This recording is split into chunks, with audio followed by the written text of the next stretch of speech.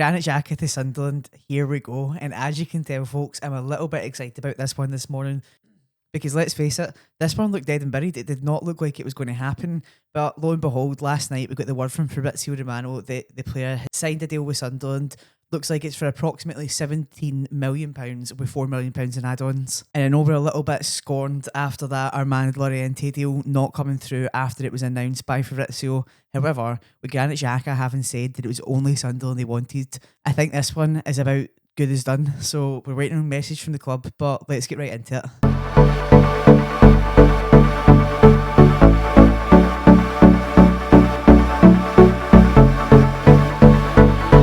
So in the last video, we discussed how this one looked as if it wasn't going to make it over the line after Eric Ten Hag had said that there was no way he was letting Granit Xhaka go. However, we then started getting some more reports that the Bayer Leverkusen were open to letting the player go as long as his release clause was met.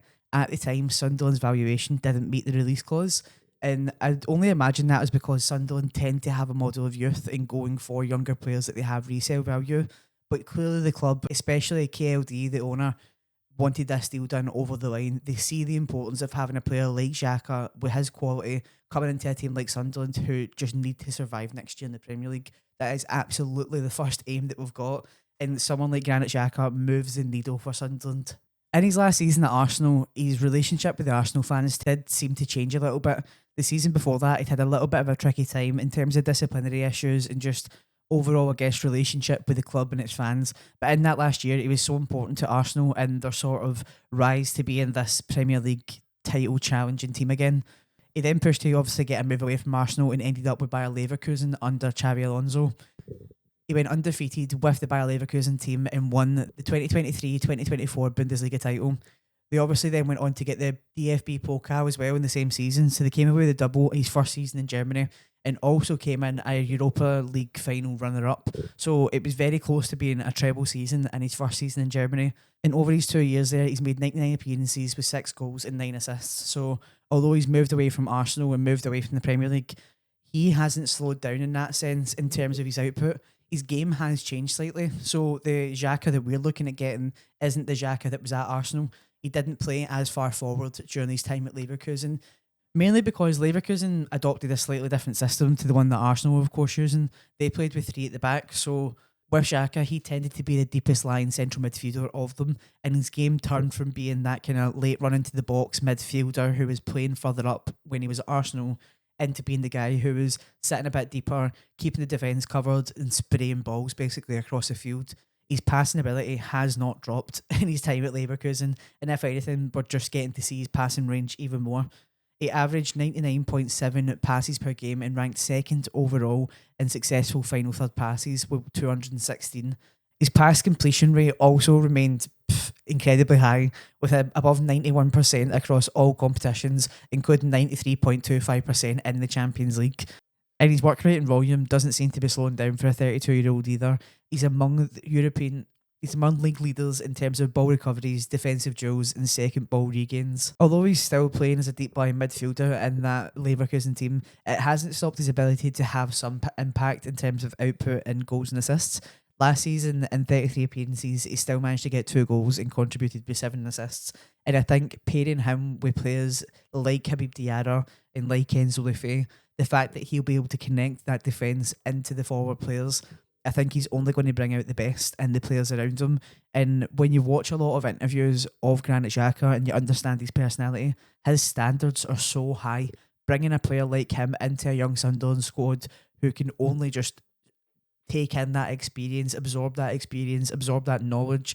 He's a guy who's played at the top of his game now 4 years, and that kind of quality coming into a Sunderland team will just only elevate every other player around him. And yet again, when we're talking about players of experience coming in, although we had a fantastic young squad who got us to the Premier League, and those players have exponential potential individually, all of those can go on to be brilliant Premier League players. A lot of them aren't there yet. Signing players like Granit Xhaka not only raises their level because they'll be training with him, they're around a player like him, around a player with his mentality, but also it gives them longer to adapt to the Premier League. We no longer need to look at maybe Dan Neil and Chris Rigg and think, oh, we're going to have to rely on you a lot this season. we've got players of a higher quality coming in with Habib Diarra, with Noah Siddiqui, with Enzo Lefebvre. Those players can take the brunt of the first few months of the Premier League and allow these other guys to develop, because I think they've still got potential to be Premier League players. But relying on those players, as we discussed in previous videos, was just never going to work. And I think young players, when it comes to young players, confidence is key.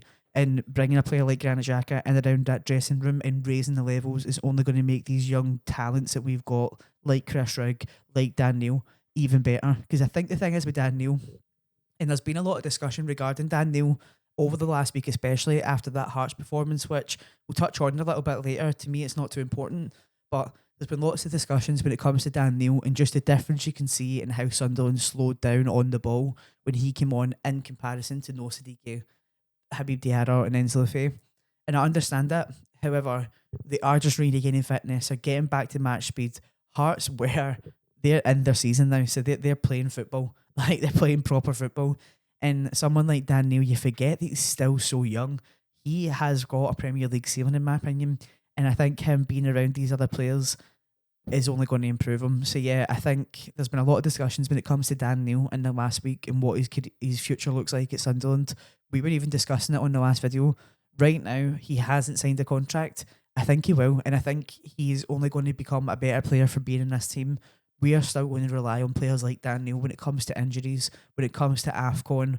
We've seen what happened last season and how much Sunderland's starting 11 changed due to injuries across a full season. That is going to happen. Players like Dan Neil are core, and I think his ceiling is high enough that being around players like Granit Xhaka is only going to improve him as a player and bring out the best in him. So yeah, as we said, Granit Xhaka, he's officially flown into Sunderland. He was spotted at the airport getting himself ready. Coming into the club now, he's doing his medical and then should be announced by the club. But honestly, I think this is a needle mover for Sunderland when it comes to this Premier League season. We're looking for experience. We need Premier League experience. And I think having someone like Granit Xhaka just screening that defence and just sitting in front of it, being able to connect that defence forward and get Sunderland moving up the pitch is just honestly immeasurable in the difference he'll make, I think, in a Sunderland team this season. Moving on to other players, so Sunderland have been looking still for a goalkeeper replacement. I think they probably believe that Anthony Patterson isn't going to be their number one this season, which, fair enough, he's carrying a knock at the minute anyway, so he hasn't been playing the pre-season friendlies for us to be able to judge that a little bit more. And it seems like Simon Moore just isn't really up to Premier League standards as a number two, so looks like Sunderland are pursuing a goalkeeping replacement still. And Dmitrio Riznik from Shakhtar Donetsk looks like a player that Sunderland are going to go for. Hand on heart, I won't be talking about him today because I've not watched much of him at all. This one is a little bit of a newer link and he's valued around £12 million. So the club are seeming like they're interested in getting him or Sam Johnson in from Wales. And I think for me, Sam Johnson, just again, this is just based on Premier League experience.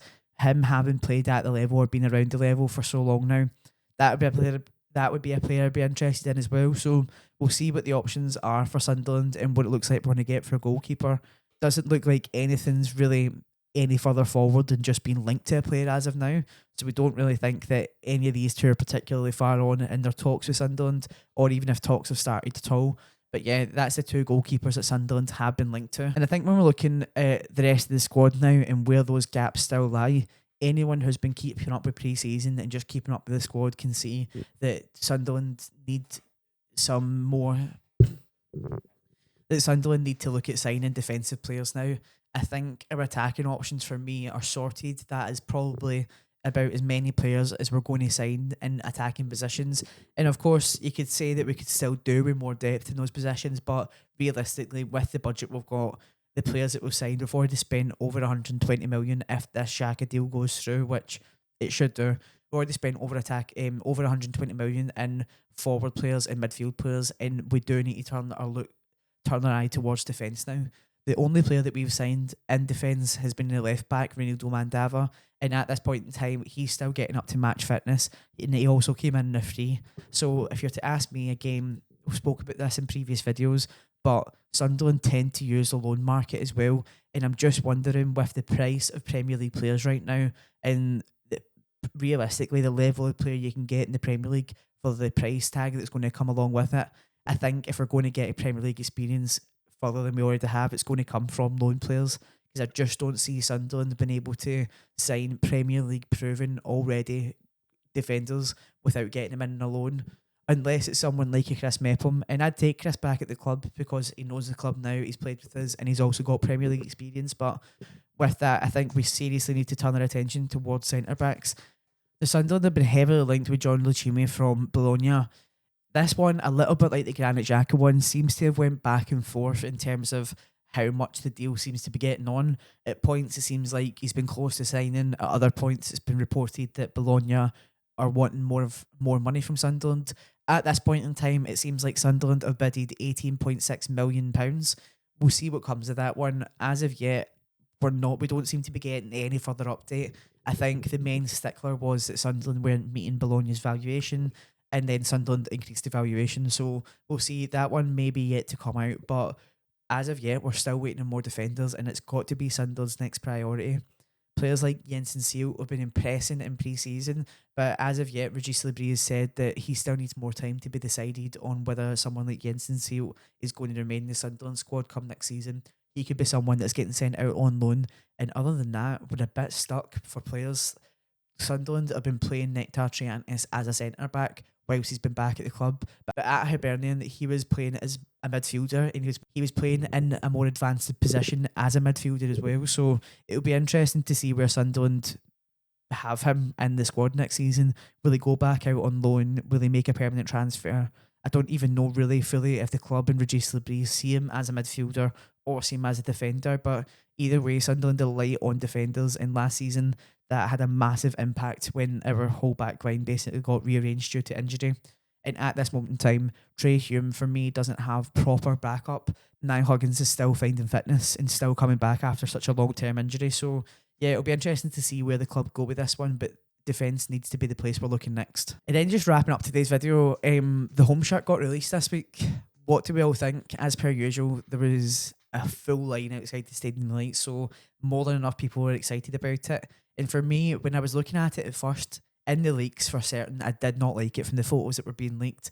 Then, as we seen the club bring out all their media, and Hummel do a fantastic job when it comes to the media campaigns around new shirts and all the products that they bring out, it looks a lot nicer once Hummel have taken the pictures of it and done all that, as expected. However, the only thing is when it's the normal kit with the sponsor, because it's available with and without the sponsor. When it's with the sponsor, with the central badge and the black outline around that central badge, I just find myself looking at the badge and looking straight at the W from that W88 sponsor. So I think for me, if I'm buying it, it's got to be without the sponsor, because that one looks brilliant. And in my opinion, the away shirt this year is still winning in terms of what one looks better out the home and away. It's been rumoured that the third kit is a blackout kit, so it'll be interesting to see what that one looks like. But for me right now, the away shirt's still winning. And that's all for the weekly check-in this week. Granit Xhaka to Sunderland. I did not think that we'd actually be saying that. After so much back and forth, it seemed like it was never going to get over the line, but here we go. As Fabrizio says, he is officially a Sunderland player, but we'll wait until it actually gets announced to get too excited about it, because I'm a little bit scorned after that Loriente deal, but this one looks like it's all but done. And yeah, I think, as per usual, Hummel will be taking a lot of money off a lot of Sunderland fans this season. But yeah, it's been another great week being a Sunderland fan. This transfer season, or this transfer window, just doesn't seem to be failing to amaze, to be honest. It's just been wild being a Sunderland fan. The first season back in the Premier League. The Premier League is a different beast to the last time we were here. And the players we were signing is just getting me more and more excited for it. So we'll see how it goes. But as always, how are the lads? Check out the southstandclothing.com. Get yourself sorted for the season ahead. We've got so many designs, including this Regis Lebris little throwback shirt here. So get involved, the southstandclothing.com. How are the lads? Bye.